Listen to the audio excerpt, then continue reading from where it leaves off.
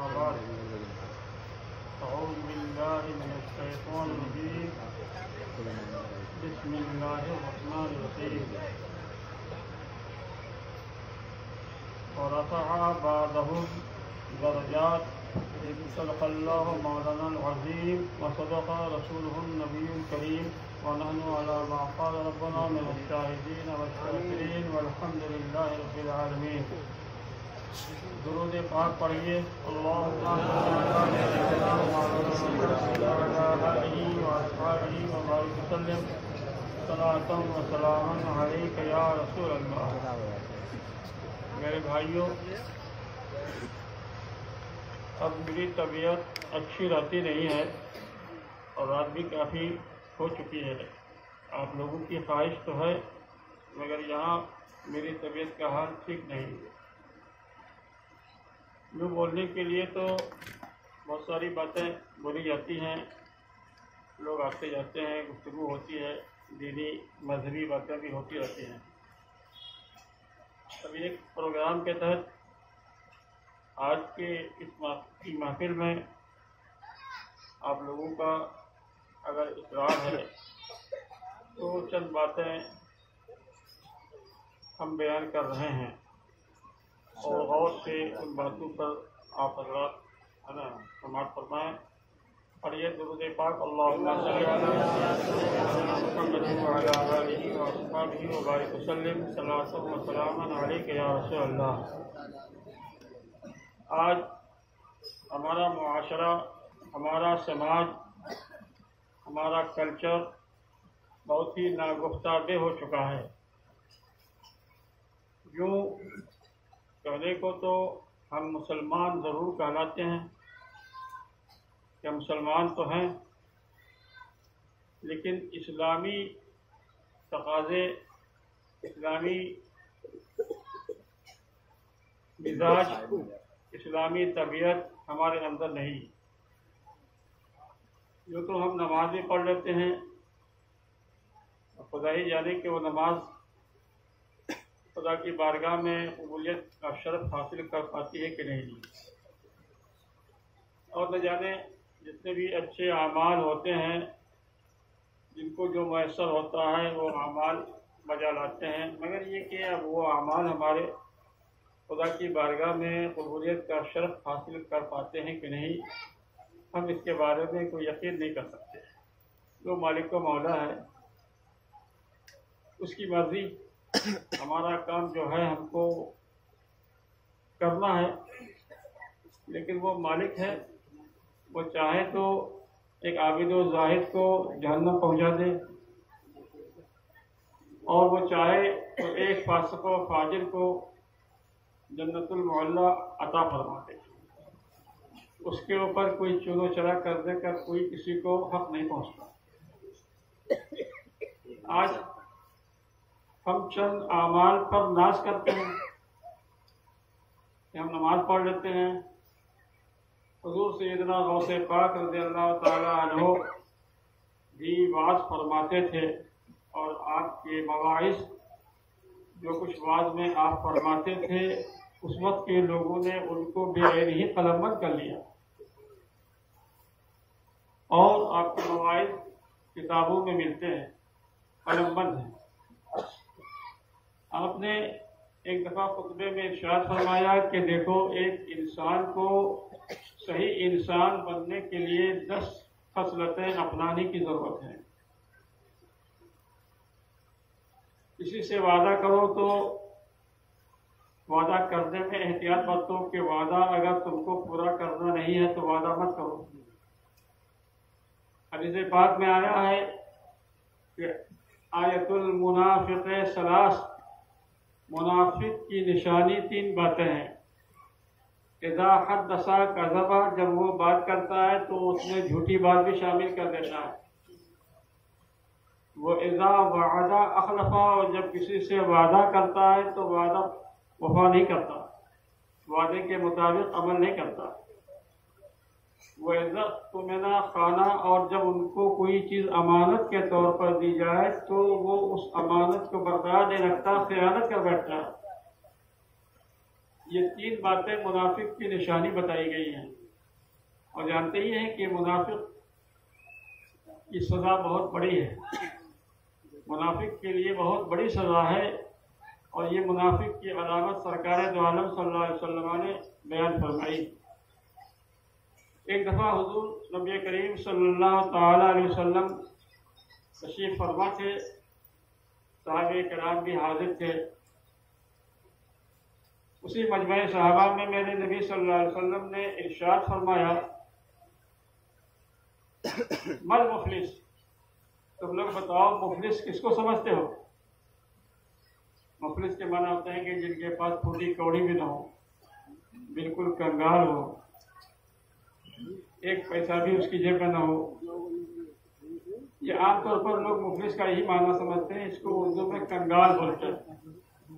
تو سرکار دو عالم صلی اللہ علیہ وسلم نے پوچھا، من مفلس، تم لوگ مفلس کن کو سمجھتے ہو؟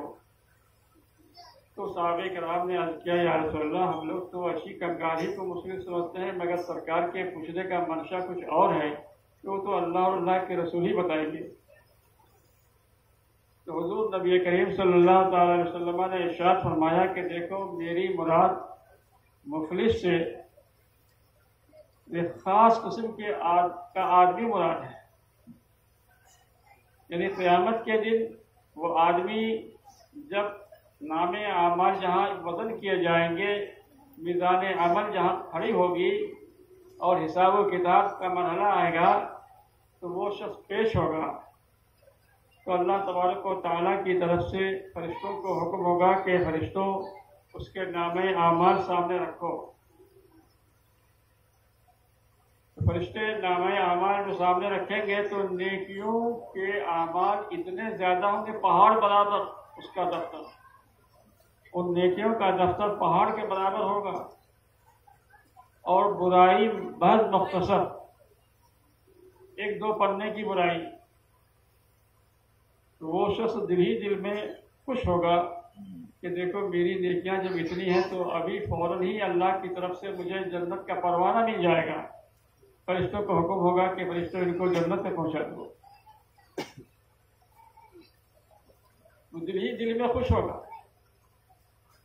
مگر اس کے بعد ارشاد الہی ہوگا، فرشتوں برائی کا دفتر بھی پیش کرو۔ جب برائی کا دفتر پیش کیا جائے گا تو پہلے ہی پڑھنے میں ایک برائی ملے گی کہ اس نے ناحق کسی کو گالی دی ہوگی۔ تب کسی کو اس نے گالی دی تو اس کو بھی بلایا جائے گا جس کو بھی گالی دی گئی، کہا کہ تم اس کو معاف کرو گے؟ کہا کہ نہیں، میں معاف نہیں کرتا۔ کہا کہ اس کی ساری نمازیں لے لو، معاف کر دو، ان کے سارے روزے لے لو، معاف کر دو، زکوٰۃ و خیرات جو کچھ بھی انہوں نے کیے ہیں ان کو بھی لے لو، معاف کر دو۔ وہ کسی قیمت پر معاف نہیں کرے گا۔ تہجد ہے، تلاوت ہے، تسبیح ہے، یہ ساری نیکیاں جو ان کی پہاڑ کے برابر تھی وہ دی جائیں گی، مگر اس کے باوجود بھی وہ شخص معاف نہیں کرے گا جس شخص کو کہ اس نے ناحق گالی دی ہوگی۔ تو اب حکم الہی ہوگا کہ فرشتوں جب جس کو گالی دی ہے اس نے معاف نہیں کیا، تو ایک صورت اور بھی ہے کہ اس کی برائی اس کے نام اعمال میں شامل کر دو اور اس کو جہنم میں داخل کر دو۔ تو سرکار دو عالم ارشاد فرماتے اس سے بڑا مفلس اور کنگال کون ہوگا کہ یہ ساری اچھائیاں نیکیاں انہوں نے کی، عبادت کی، ریاضت کی، تسبیح و تحلیل کی، تہجد کی نمازیں پڑھی، یہ سارے اعمال ان کے عقادت چلے جائیں گے، تو اس سے بڑا مفلس کون ہوگا؟ تو مطلب یہ ہے کہ ایک مومن کسی مومن کو اگر ناحق گالی دے دے گا تو قیامت کے دن اس کا حشر بہت بڑا ہوگا، وہ چاہے کتنے ہی بڑا جناب والا عابد و زاہد ہو جائے۔ تو سرکار دو عالم صلی اللہ تعالی علیہ وسلم نے ارشاد فرمایا کہ وہ ہے مفلس۔ ایک دفعہ کا واقعہ ہے کہ حضور سرور کائنات صلی اللہ تعالی علیہ وسلم تشریف فرماتے ہیں، وہاں پر ابو بکر صدیق بھی تھے۔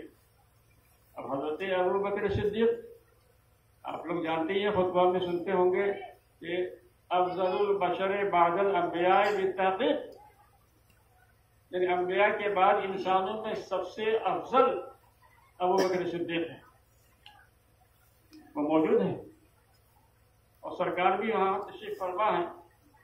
ایک شخص ناحق گالی دے رہا ہے حضرت صدیق اکبر کو، بےہودہ گالیاں بک رہا ہے، سرکار تشریف فرما ہے۔ حضرت صدیق اکبر بھی برداشت کیے جا رہے ہیں، لیکن برداشت کی بھی ایک حد ہوتی ہے۔ جو حضرت صدیق اکبر کے لیے وہ اس گالی دینے والے کی گالیاں ناقابل برداشت ہوئی، تو صرف اتنی بات حضرت صدیق اکبر نے اس گالی دینے والے سے فرمائی کہ میں نے تمہارا کیا نقصان کیا ہے کہ مجھے تم اتنی گالیاں دے رہے ہو؟ تو اتنا کہنا تھا کہ سرکار دو عالم مسجد سے اٹھ کھڑے ہوئے اور روانہ ہو گئے۔ صدیق اکبر عرض کرتے یا رسول اللہ، جب تک وہ مجھے گالیاں دے رہا تھا تو آپ تشریف فرما تھے، اور میں نے اتنی سی بات کہہ دی کہ میں نے تمہارا کیا نقصان کیا ہے کہ تم مجھے گالی دے رہے ہو، تو اب آپ اٹھ کے جا رہے ہیں، آپ یہاں سے اٹھ کے جا رہے ہیں، یہ فلسفہ سمجھ میں نہیں آیا۔ تو حضور اکرم سید عالم صلی اللہ علیہ وسلم نے ارشاد فرمایا کہ دیکھو، جب تک وہ تم کو گالیاں دے رہا تھا تو اللہ کی طرف سے فرشتے مقرر تھے، وہ فرشتے گالی دینے والے کے اوپر لعنت بھیجتے تھے اور تمہارے لیے دعائیں رحمت کرتے تھے۔ جب تک کہ تم نے صبر سے کام لیا اور کچھ بھی اپنی زبان سے نہیں کہا تو فرشتے اس گالی دینے والے پر لعنت بھیج رہے تھے اور تمہارے لیے دعائیں رحمت کر رہے تھے۔ لیکن جب تم نے اتنی سی بات کہہ دی تو اب وہ فرشتے جانے لگے تو میں بھی جانے لگا۔ اب ذرا غور فرمائیے، تو اگر ایک انسان کسی کو گالی ناحق دے دے تو اس ناحق گالی دینے والے کا انجام جو بھی ہوگا، لیکن اگر گالی کھانے والا اگر صبر سے کام لیتا ہے تو اللہ تعالیٰ اس کے لیے اجر عظیم قیامت کے دن رکھتا ہے۔ درود پاک پڑھیے، اللہم صلی علی سیدنا مولانا محمد وعلی آلہ واصحابہ وبارک وسلم۔ حضرت محبوب الہی شیخ نظام الدین اولیاء کی خانقاہ ہے، وہاں تو صبح سے شام اور رات تک لنگر ہی لنگر چلتا تھا، نہ جانے کتنے لوگ آتے تھے، کھا پی کے جاتے تھے۔ لیکن ایک پڑوسی تھا حضرت کی خانقاہ کا، خانقاہ کے قریب ایک پڑوسی رہتا تھا۔ اس پڑوسی کو حضرت محبوب الہی سے بڑی دشمنی تھی، نفرت تھی۔ تو ان کا معمول یہ تھا کہ روزانہ جب صبح کو وہ بیدار ہوتا تھا، جب منہ دھونے کے لیے بیٹھتا تھا تو منہ دھونے سے پہلے وہ حضرت محبوب الہی کی شان میں بہت ہی گندی گندی گالیاں بکتا تھا، بہت ہی گندی گندی وہ گالیاں بکتا تھا۔ لیکن حضرت محبوب الہی کا حکم تھا خانقاہ کے کارندوں پر اور خانقاہ کو مطلب یہ کہ کاموں کو انجام دینے والے جو تھے ان پر، کہ خبردار کوئی بھی ان کو کچھ نہ کہے، کوئی بھی ان کو کچھ نہ کہے۔ تو اب یہ حکم تھا تو اس لیے کارندے بھی خاموش رہتے تھے، صبر سے کام لیتے تھے۔ لیکن حضرت محبوب الہی کا حکم تھا کہ جس دن خانقاہ میں اچھا کھانا پکے تو سب سے پہلے میرے اس پڑوسی کے یہاں بھیج دینا، اس میں سے جو مجھے گالیاں دے رہا ہے، جو مجھے گالیاں دے رہا ہے پہلے ان کے یہاں بھیج دینا، تب اور لوگوں کو کھلانا۔ چنانچہ اسی پر عمل ہوتا رہا اور وہ گالیاں دیتا چلا رہا۔ ایک دن کا واقعہ ہے کہ جب وہ صبح معمول کے مطابق بیدار ہو کر منہ دھونے کے لیے بیٹھا تو پھر گالیاں بکنے لگا حضرت محبوب الہی کی بارگاہ میں، ان کی شان میں۔ تو ان کی جو بیگم تھی ان کو یہ بات گوارا نہیں ہوئی۔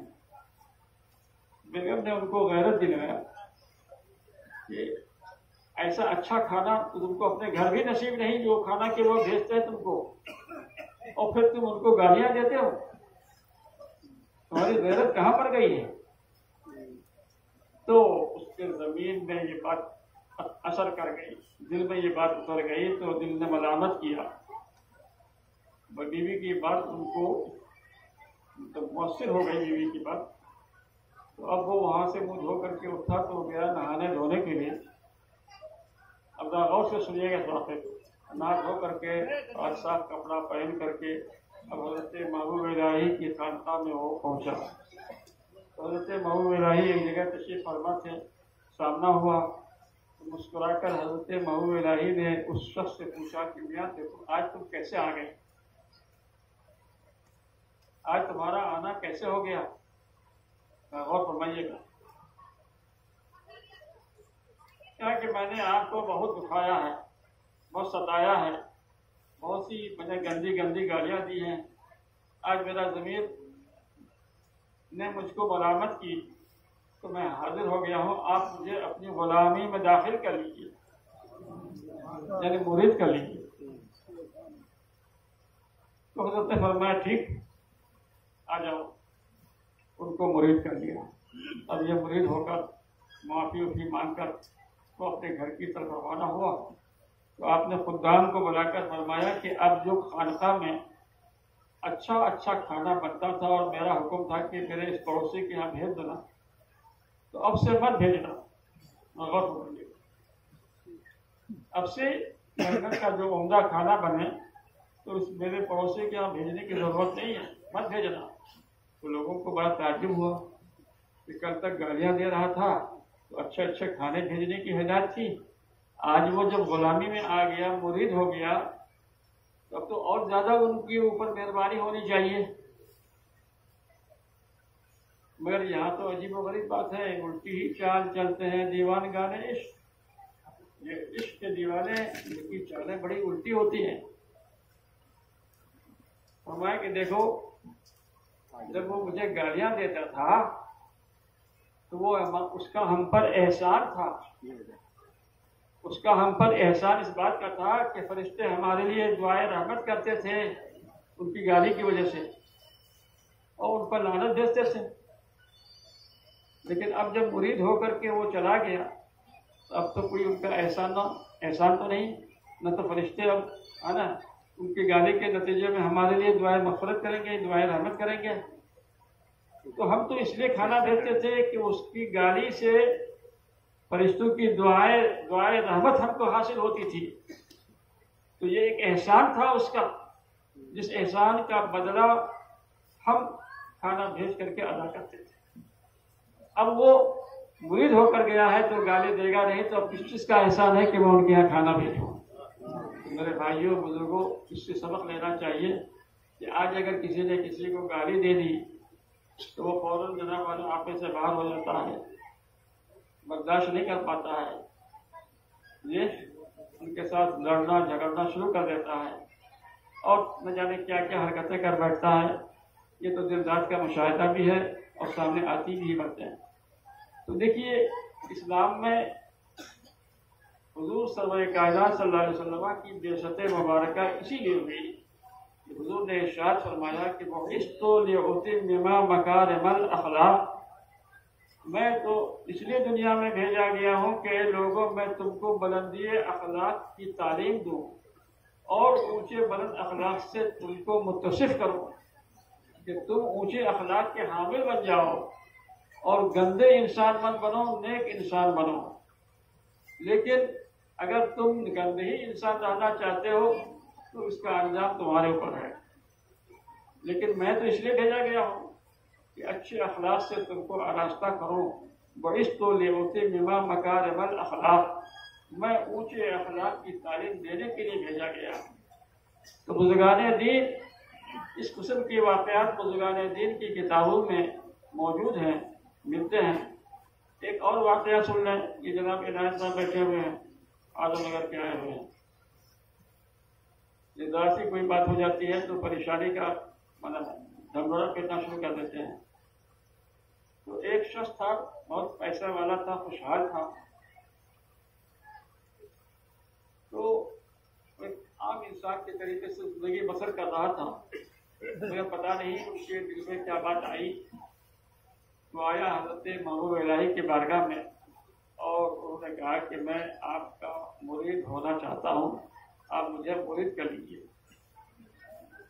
تو آپ نے فرمایا کہ ٹھیک مرید ہو جاؤ، ان کو مرید کر دیا۔ تو اب اس مرید نے سوچا کہ جب میرے پیر یہاں نماز پڑھاتے ہیں، اس مسجد میں نماز ادا کرتے ہیں، تو ہمیں بھی آ کر کے اپنے پیر کی خدا میں نماز پڑھنی چاہیے۔ تو اب روزانہ وہ پیر کی مسجد میں آ کر کے وہ نماز ادا کرتے تھے، مگر عجیب و غریب واقعہ یہ ہے کہ وہ اچھا انسان تھا، نیا بیش قیمت جوتا پہنتا تھا، تو جب جوتا اتار کر کے مسجد میں جاتا، نماز پڑھ کے جب لوگ نکل جاتے، پھر وہ بعد میں نکلتا دیکھتا کہ جوتا غائب ہے، ان کا جوتا غائب۔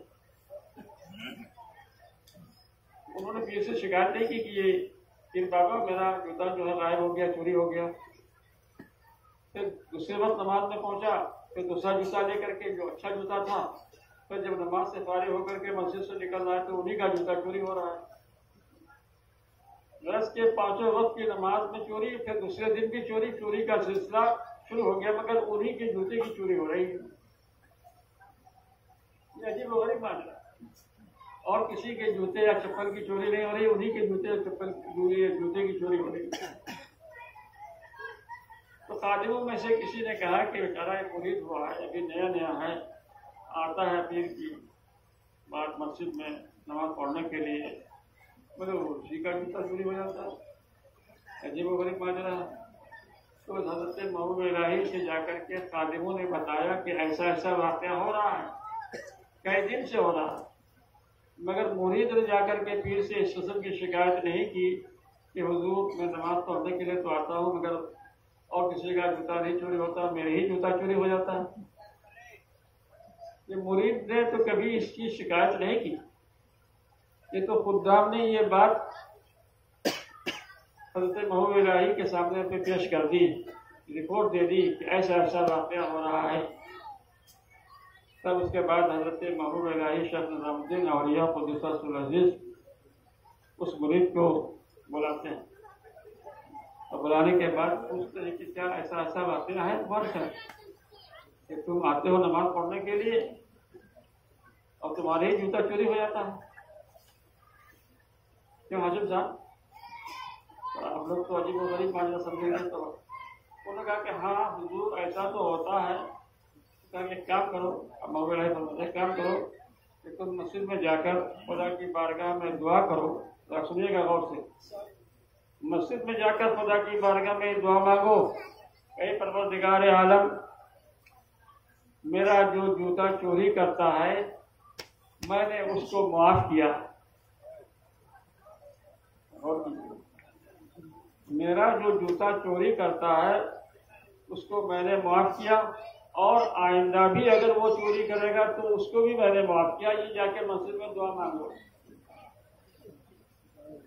اگر آج کسی ایسے مرید کو کہا جائے کہ بھائی تم مرید جاؤ اس چوری کرنے والے چور کے بارے میں دعا کر دو کہ میں نے اس کو معاف کیا، تو وہ مرید کو بالکل غرہ کے دیکھے گا۔ لیکن صاحب ہم کو جو ہے نا جوتا تو دلوا لے رہے ہیں، اور جوتا چوری کرنے والے ہی کی جناب والا کے ہاتھ میں جناب والا معافی کی دعا ہم سے منگوا رہے ہیں۔ یہ مرید کیونکہ بہت ہی صادق تھا، سچا مرید تھا، جب شیخ کا حکم ہو گیا تو گیا مسجد میں اور اس نے دعا مانگی جیسا کہ شیخ نے بتایا تھا کہ اللہ میرے جوتے جو بھی چور چوری کرتے ہیں میں نے ان کو معاف کیا، اور آئندہ اگر وہ چور میرا جوتا چوری کرے گا تو اس کو بھی میں نے معاف کیا۔ حالانکہ یہ ہم آپ سے نہیں ہو سکتا، ایک تو چوری بھی کر رہا ہے اور پھر چور کے ہاتھ میں جناب معافی کے ہم جناب والا دعا مانگے، یہ ہو سکتا ہے؟ یہ آسان کام نہیں۔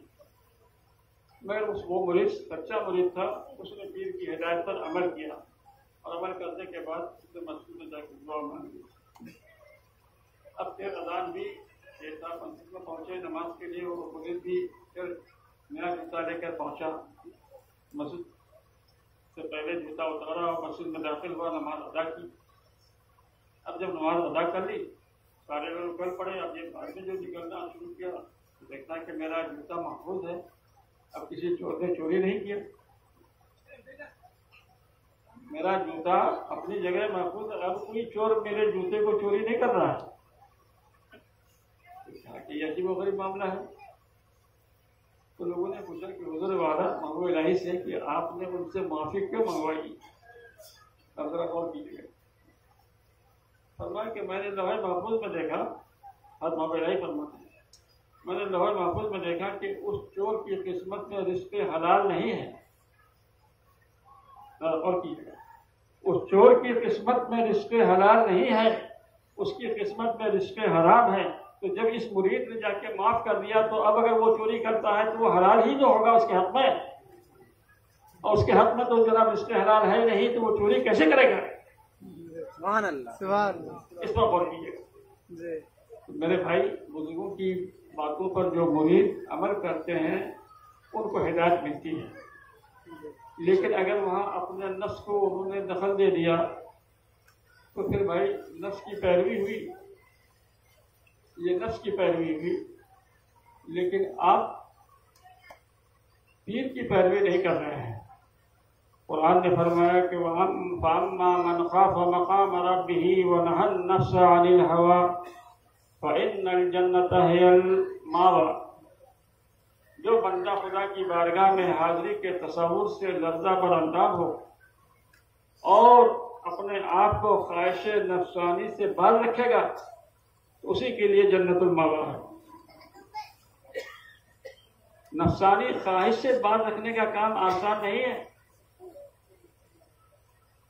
یہ بہت مشکل کام ہے، اسی کے لیے ریاضت ہے، مجاہدہ ہے، نفس کشی کرنا پڑتا ہے۔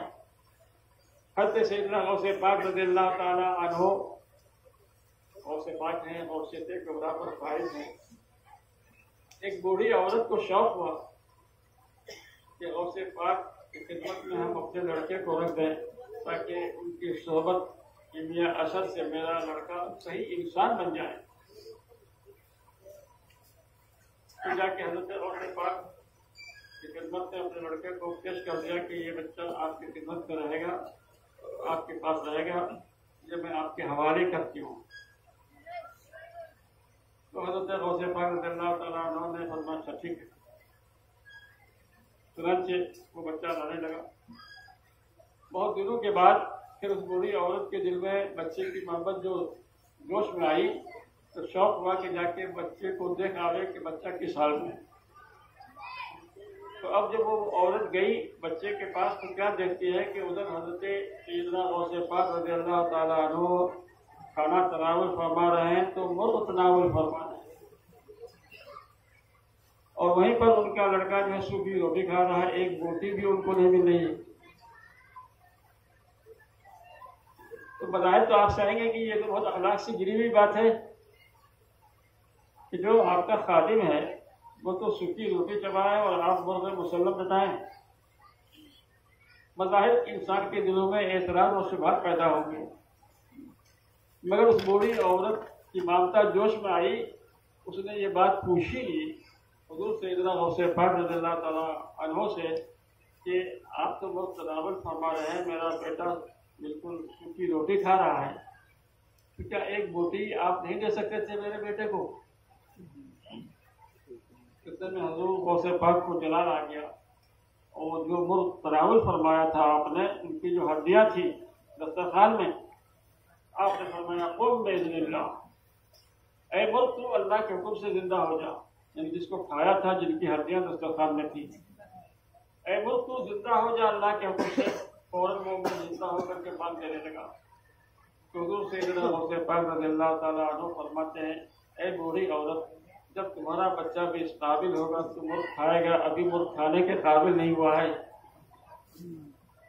تو آج خانقاہ میں آپ لوگ جاتے ہیں تو بڑا عمدہ عمدہ کھانا کھانے کے چکر میں رہتے ہیں، اور وہیں پر جناب والا آپ لوگوں کی نظر پہنچتی ہے کہ جہاں عمدہ کھانا ملے، اور اگر سوکھی روٹی اور کہیں کا خشکا مل گیا تو آپ وہاں پر قناعت نہیں کرتے ہیں۔ یہ آداب خانقاہ کے خلاف ہے اور ایک مرید کے طریقے کے خلاف ہے کہ پیروں کے آستانے پہ جا کر اور وہ اس قسم کا جذبہ اور اس قسم کے خیالات اور اس قسم کا مزاج لے کر کے پہنچے، ایسی طبیعت لے کے پہنچے، جی نہیں، یہ آداب بتائے گئے ہیں۔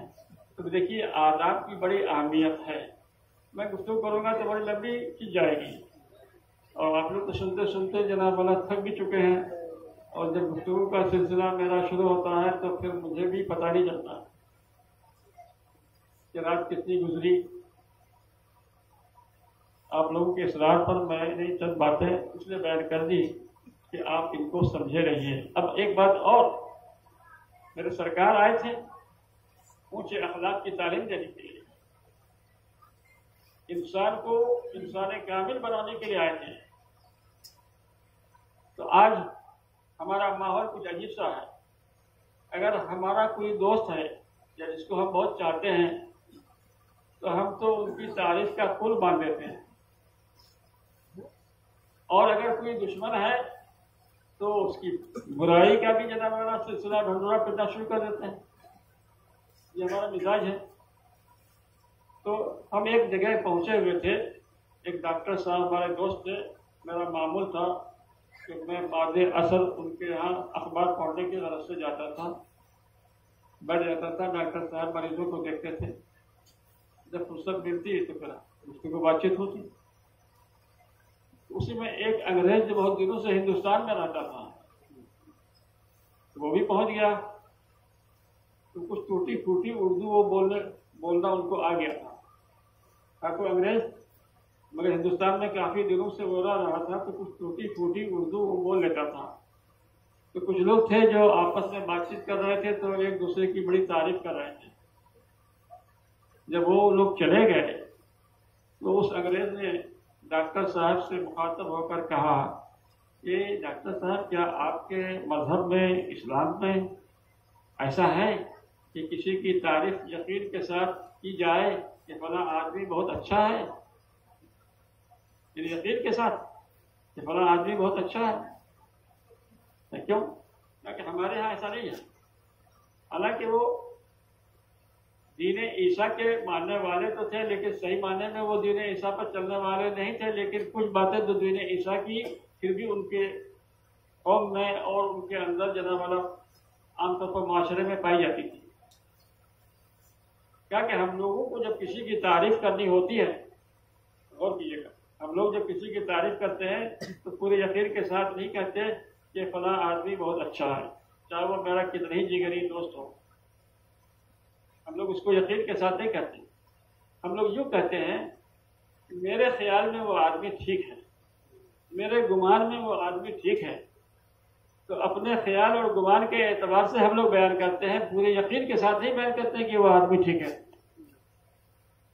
تو یہ بات مجھے اچھی لگی، مجھے اس انگریز کی یہ بات اچھی لگی. تو پھر میں کیونکہ حدیث پڑھاتا تھا اور میرا سبجیکٹ حدیثی کا تھا، تو اتفاق سے مشکات شریف دیکھ رہا تھا، اس میں وہ حدیث مل گئی مجھے کہ حضور سرور کائنات صلی اللہ تعالی علیہ وسلم کی مجلس میں کسی صحابی نے کسی صحابی کی زوردار تعریف کر دی تو سرکار دو عالم صلی اللہ علیہ وسلم غضب میں آئے، غضبناک ہوئے اور فرمایا برا ہو تیرا، تم نے اپنے بھائی کی گردن کاٹ ڈالی. اگر تم کو کسی کی تعریف کرنی ہی ہو اور تم کو مجبوری آ جائے، کسی کی تعریف کرنے کی مجبوری پیش آ جائے، تو تم یوں تعریف کرو کہ ان فلان احسب ان فلانا ہاکذا و ہاکذا، میرا گمان یہ ہے کہ فلاں آدمی ایسا ہے اور ایسا ہے. یہ بات مجھے حدیث رسول میں بھی مل گئی. تو گویا کہ اس انگریز کو جو تعلیم تھی حضرت عیسیٰ علیہ السلام کے مذہب کے کچھ اثرات باقی تھے اور وہ بات ہمارے نبی صلی اللہ علیہ وسلم کی تعلیم میں بھی پائی گئی. لیکن آج ہمارا یہ حال ہے کہ اب مقرر صاحب یہ اناؤنسر صاحب ہیں، جب وہ تعریف کرنا شروع کر دیتے ہیں تو لگتا یہ ہے کہ بس وہ پوری جذب کے ساتھ یقین کے ساتھ کہ فلاں ایسے ہیں تو فلاں ایسے ہیں تو فلاں ایسے ہیں. یہ نہیں کہتے وہ کہ میرے گمان میں وہ اچھے لگتے ہیں یا اچھے ہیں، یہ وہ پورے جذب کے ساتھ یقین کے ساتھ جناب والا وہ کہنا شروع کر دیتے ہیں. تو یہ رسول کائنات صلی اللہ علیہ وسلم کی تعلیم کے خلاف ہے. انہوں نے اخلاق کی تعلیم دی، سمجھایا کہ دیکھو کسی کی بھی تعریف کرنی ہو تو پورے یقین کے ساتھ مت کرنا، بلکہ یہ کہنا کہ میرے خیال میں، میرے گمان میں وہ آدمی ٹھیک ہے، مگر تم لوگ تو اس طریقے سے تعریف کرتے ہو کہ بالکل ٹھیک ہے، وہ 100% ٹھیک ہے۔ میرے بھائی 100% ٹھیک ہونے پر جو تم نے مہر لگائی تو یہ تمہارا طریقہ غیر اسلامی ہے، اس طریقے سے نہیں، بلکہ حضور سرور کائنات صلی اللہ تعالی وسلم نے یہ ہدایت دے کر امت کو، مگر آج ہمارا معاشرہ اس کے برعکس ہے، بالکل خلاف ہے، کہ جب ہم تعریف کرتے ہیں تو بالکل تعریف کے انتہا کر ڈالتے ہیں، اور جب برائی بیان کرتے ہیں تو وہاں بھی انتہا کر ڈالتے ہیں، حالانکہ ایسا نہیں ہونا چاہیے۔ درود پاک پڑھیے، اللہم صلی علی سیدنا مولانا محمد وعلی آلہ وصحبہ وبارک وسلم۔ رات تو بڑھتی جائے گی اور ہم کہاں تک بتائیں، لہٰذا اب حضور سرور کائنات صلی اللہ علیہ وسلم کی ولادت مبارکہ کا کچھ تذکرہ، کچھ ذکر ہو جائے۔ آپ صلی اللہ تعالی علیہ وسلم تشریف لائے، کب آئے؟ کہیں کہ ربیع الاول شریف کے 12ویں تاریخ کو۔ تو عام طور پر 12ویں کی شہرت ہے، لیکن اس میں بھی روایتیں مختلف ہیں۔ کسی نے کہا کہ 2 ربیع الاول کو، کسی نے کہا کہ 9 ربیع الاول کو، یہ اور عام طور پر کہا جاتا ہے کہ 12 ربیع الاول کو۔ تو حضور سرور کائنات صلی اللہ تعالی وسلم کی تشریف آوری تو ربیع الاول شریف میں تو ضرور ہوئی، لیکن 12 ربیع الاول کو یہ بالکل گارنٹی کے ساتھ نہیں ہے، اس میں بھی روایتیں مختلف ہیں۔ البتہ اتنی بات طے ہے کہ آپ دوشنبے کے دن پیدا ہوئے، اس میں کوئی اختلاف نہیں ہے، پیر کے دن پیدا ہوئے۔ دوشنبہ، اس کو ہم لوگ اپنی بولی میں سوموار بولتے ہیں، وہ دوشنبہ ہے یا پیر کا دن ہے۔ حضور سرور کائنات صلی اللہ تعالی علیہ وسلم کی ولادت دوشنبے کو ہوئی۔ اب حضور سرور کائنات صلی اللہ علیہ وسلم کی خدمت میں ایک صحابی عرض کرتے ہیں کہ یا رسول اللہ صلی اللہ علیہ وسلم، میں ہر دوشنبے کو روزہ رکھتا ہوں، یہ میرا عمل کیسا ہے؟ تو حضور نبی کریم صلی اللہ علیہ وسلم نے فرمایا کہ بہت بہتر ہے کہ اس دن اللہ نے تو مجھے پیدا کیا۔ یعنی یہ فرمانا اس بات کی دلیل ہے کہ چونکہ اس دن میں میری پیدائش ہوئی ہے اور اس دن تم روزہ رکھتے ہو، لہٰذا یہ روزہ تمہارے لیے بہت مبارک ہے۔ تو معلوم ہوا کہ ولادت کی نسبت کا خیال کرتے ہوئے کوئی نیک عمل کیا جائے تو حضور کو پسند ہے۔ وہ روزہ رکھتے تھے دوشنبے کو، تو حضور نے فرمایا کہ بہت اچھا ہے، مبارک ہے کہ اس دن تو اللہ تبارک و تعالیٰ نے مجھے پیدا فرمایا ہے۔ معلوم ہوا کہ حضور کی پیدائش کی یاد منانے میں کوئی قباحت نہیں ہے، بلکہ یہ سرکار دو عالم صلی اللہ علیہ وسلم سے ایک محبت کا مطلب ثمرہ ہے کہ اللہ تبارک و تعالیٰ میرے اعمال کو قبول فرما لے۔ جی، لیکن یہاں پر ایک اور بات بہت ہی توجہ طلب ہے، اس پر غور کرنے کی ضرورت ہے کہ جمعہ کا دن سب سے زیادہ فضیلت والا ہے کہ دوشنبے کا دن ہے؟ جمعہ کے دن حضرت سیدنا آدم علیہ السلام جو ابو البشر ہیں، اللہ نے ان کی تخلیق فرمائی۔ جمعہ کا دن، اس دن اللہ تعالیٰ نے ابو البشر کی تخلیق فرمائی، یعنی حضرت آدم علیہ السلام ابو البشر ہیں، ان کی تخلیق۔ اور دوشنبے کا دن خیر البشر کی تخلیق ہے۔ تو اب خیر البشر کی تخلیق جب ہے تو اب دوشنبہ زیادہ فضیلت والا ہے کہ جمعہ زیادہ فضیلت والا ہے؟ اس مسئلے کو حل کرنا ہے۔ دوشنبہ پیر کا دن زیادہ فضیلت والا ہے کہ جمعہ زیادہ فضیلت والا ہے؟ جمعہ تو حضرت آدم علیہ السلام کی نسبت کے تحت وہ افضل ہے، سید الایام ہے، دنوں کا سردار ہے۔ لیکن دوشنبہ خیر البشر کی ولادت ہے، تو اس دن کو جمعہ پر بھی فوقیت حاصل ہے کہ نہیں؟ بولیے صاحب، پیر کے دن کو جمعہ سے بھی زیادہ فضیلت حاصل ہوئی کہ نہیں ہوئی؟ مگر آپ سے کہا جائے گا کہ نہیں دوشنبے کا دن جو ہے افضل الایام ہے، تو آپ فوراً اعتراض کر بیٹھیں گے کہ نہیں، جمعہ جو ہے افضل الایام ہے، جمعہ سید الایام ہے، اور آپ دوشنبے کو افضل الایام کیوں کہہ رہے ہیں؟ تو اعلیٰ حضرت فاضل بریلوی نے اس گتھی کو سلجھایا، اس میں علماء کرام کا تو اختلاف ہے جی، علماء کرام کا اختلاف ہے، مگر ایک عشق کی منزل ہے۔ جو عاشق رسول ہوتے ہیں وہ رسول سے جس چیز کی نسبت ہو جاتی ہے اس کو بھی وہ اہمیت دے دیتے ہیں۔ سبحان اللہ۔ تو حضرت اعلیٰ حضرت فاضل بریلوی فرماتے کہ میرے نزدیک دوشنبہ جمعے سے بھی افضل ہے۔ سبحان اللہ۔ میرے نزدیک دوشنبے کا دن جمعے سے بھی زیادہ فضیلت والا ہے۔ چنانچہ شعر میں وہ فرماتے ہیں کہ دوشنبہ مصطفیٰ کا، شعر سنیے گا، دوشنبہ مصطفیٰ کا جمعہ آدم سے بہتر ہے۔ دوشنبہ مصطفیٰ کا جمعہ آدم صاحب جمعے کے دن پیدا ہوئے تھے، اس لیے کہ جمعہ آدم سے بہتر ہے۔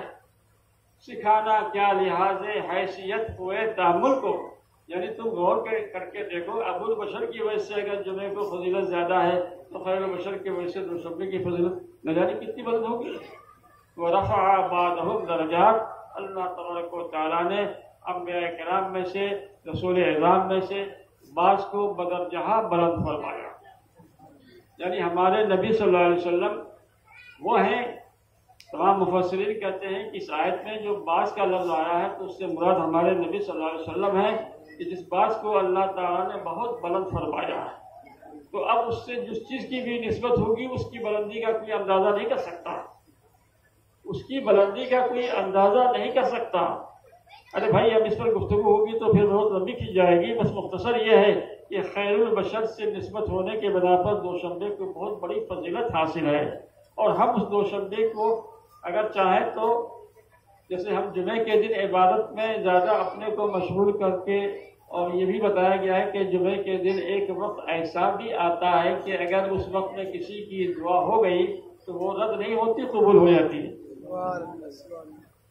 یہ تو جمعے کی فضیلت کا ہے کہ ایک وقت ایسا بھی جمعے کے دن میں ہے کہ اس وقت میں اگر کسی کی دعا شامل ہو گئی، یعنی اس وقت میں دعا ہو گئی تو وہ دعا کبھی رد نہیں ہوتی۔